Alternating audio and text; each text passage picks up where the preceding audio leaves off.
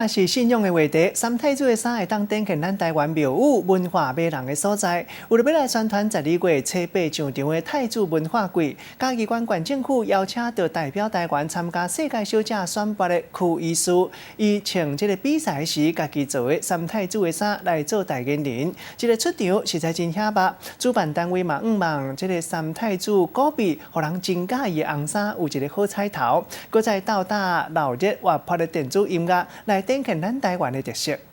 国际小姐当中呢，大放异彩的，以我们三太子作为元素，自己所设计呈现的这一套的三太子国服。身穿大红色的显目服装，伊后壁阁有派3支青龙旗。甲看即落进入咱台湾庙宇的文化气口，伊就是代表咱台湾去日本参加世界小姐选拔的区医师。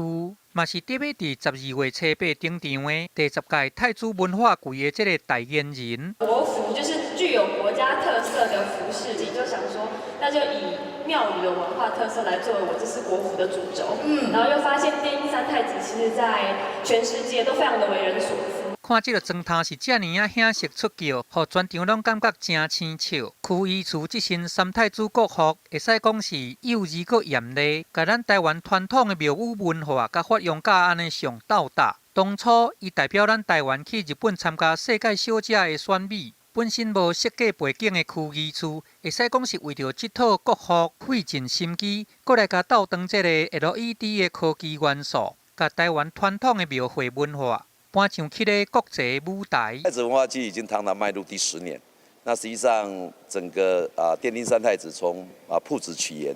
那基本上已经在全台湾已经变成台湾文化的共同语言。这个三太子看到真有喜气的大红衫，过来甲斗大闹热活骨的电音，充满特色的三太子文化季，互咱台湾的传统文化有更较水气、个出叫的表现。记者综合报道。